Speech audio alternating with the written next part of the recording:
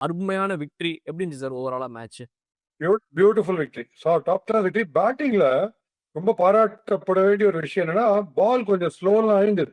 ஒரு பால் உருண்டு ஷூ விட்டு போச்சு ஒரு நம்ம ஸ்கைக்கு. பட் இருந்தாலுமே ஒரு எண்டில் அபிஷேக் சர்மால தப்பி தவறி கூட அவங்க டாமினேட்டே பண்ண விடாம வச்சு மெரிச்சிட்டார். ஸோ சே சர்மான்னு சொல்லலாம். சே அச்சினே வெளில வந்தாருன்னா ஓகே, அது ஒரு பக்கம். அது யார் கோஆபரேட் பண்ணோம்னா சாண்டனுடைய கேப்டன்சி. அவரும் சொர்தியும் தேர்ட் ஆர் ஃபோர்த் 3, 4, 5, 6 அப்படி வந்திருந்தாங்கன்னா இந்த மாதிரி அடிச்சிருக்க முடியாது. அவங்க வந்து என்ன பண்ணிட்டாங்க, யாரையுமே ரிதம்ல ஸ்பின்னர்ஸுக்கு ஆக்சுவலா ஹெல்ப் பண்ணிருக்கோம். பட் அந்த ரிதம்லயே ஸ்பின்னர் வராதபடி அவரே கேப்டன்சி பண்ணி கச்சா முச்சா முடிச்சாரு போலிங். அதுலயும் ரொம்ப கேவலமான ஒரு விஷயம், டாரில் மிச்சல்கிட்ட போய் கட்சி பாருல பாவம் தப்பா நிச்சு போறான்பா, குழந்தை அழுது பாவம், அவர் கிளையில் போக கூடாது மாதிரி கொடுத்தாரு பாருங்க.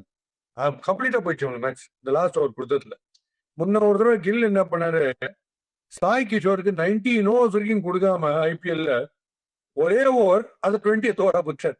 அதுல 20+ ஓவர் போச்சு. அந்த மாதிரி கொடுக்கறதே ஒரே ஓவர், அதுல மெதுவா போடுறவரை போய் ஸ்பின்னர் மாதிரி போடுறவரை போய் யாராவது லாஸ்ட் ஓவர் கொடுப்பாங்களா? அது ஒரு பக்கம். Nothing to take away from our cricket, எல்லாமே அவுட்ஸ்டாண்டிங். பெரிய காஸ் ஆஃப் வரி வந்து நம்மளுடைய கை கேட்ச் பிடிக்கிறது